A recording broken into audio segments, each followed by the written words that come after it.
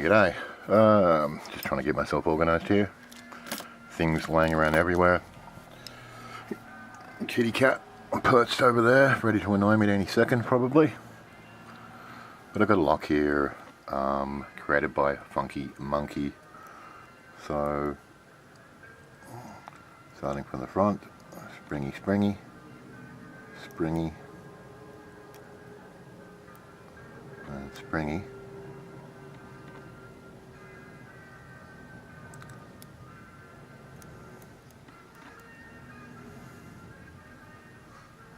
There we go. A bit of a bite towards the end there. So I'll just go back to the front of the lock. Again on the pin 1, 2,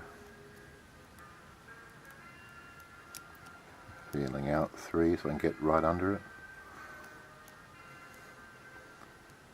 There we go. Get a bit of a bite here out of 4, I believe. Oops. I think I may have dropped something. There we go. Feeling of something setting there. A bit of a click and a bit of rotation in the plug. So back to pin 1. Back under pin 2. Back under pin 3.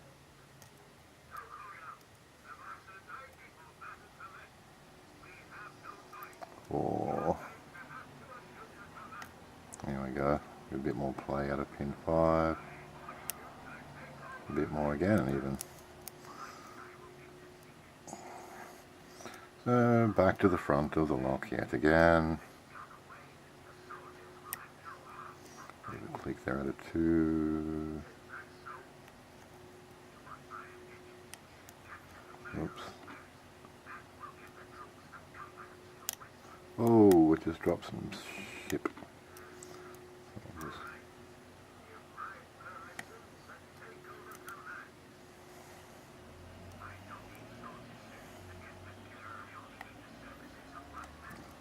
There we go. Click there out of 1. Dropped into a bit of a false set. So, despite dropping a few things, back on track.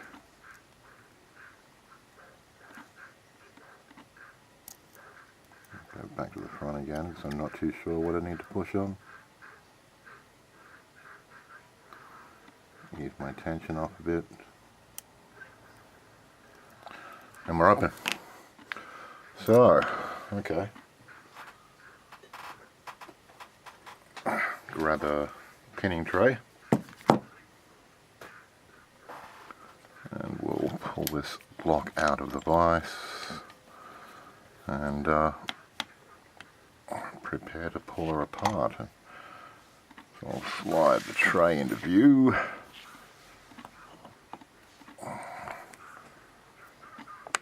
Angle the camera better, and we'll start pulling this puppy down. Wrong tool. This one will be a bit better.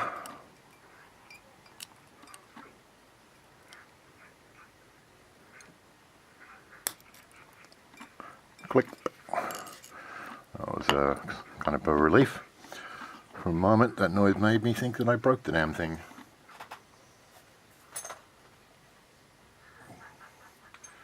Just reaching for a shim. Oh, this is number 7. This lock from Funkey Monkey. So we'll get a shim in place. Now I need to find a follower. I'm guessing this one will do. Make sure I don't muff things. So, stay. I'll slide that through there, put that there, put my shim out of the way. Angle the camera a little bit differently again. So, we'll start with pin 1. Like a T-pin, key pin. Standard pin in 2. Standard in 3. Well, that kind of long T-pin, key pin in 4. Standard in 5. And a rather heavily serrated key pin in 6. You can see already that we have threading in 2. Maybe 3, or maybe that's a bit of undercutting in 3. I mean in 4 rather. Threading in 5, threading in 6. So we'll put that aside for the minute. I need tweezers.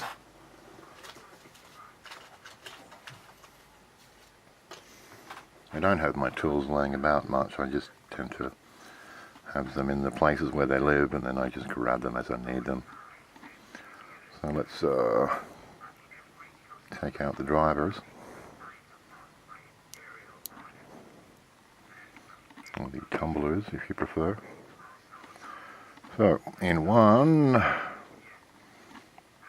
it's kind of better. Looks like it's possibly serrated. Oh. 2, we have kind of a long spoolish kind of pin. And 3,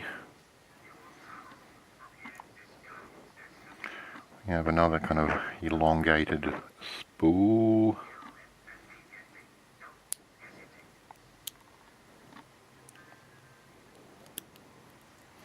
Why are you fighting me, pin? Come out.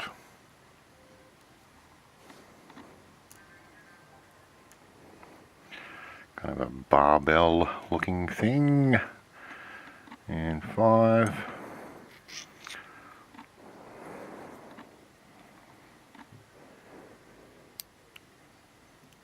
I'm pulling out 6 here, which is another one of those elongated spools. Springs are all looking pretty uniform at the moment. And here's 5, and it's a bit of a kind of serration there as well. Might leave the springs in because they look all the same. So, alright, those are the pieces. Let me see if I can come in a little bit closer. Okay, so back again. Hopefully that's fairly clear. So here are the pins.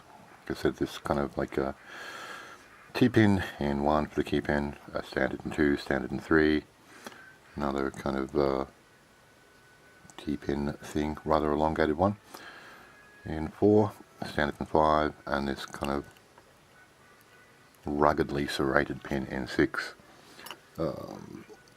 Drivers, we have a serrated in 1, spool in 2, spool in 3, kind of barbellish looking spool in 4, serrated in 5, and a spool in 6. And as we said, for the plug, 1 is normal, 2 looks to be threaded, 3 looks like it's got a bit of an undercut. Threading in 4, threading in 5, and threading in 6. So, nice lock there by Funkey Monkey. So, peace and respect there. Probably not much else I need to say. That was a bit of fun. It was interesting every now and then to pick a different lock. So, right now, nothing is left other than for me to bugger off. So, take care people, be good, see you on another day. Bye for now.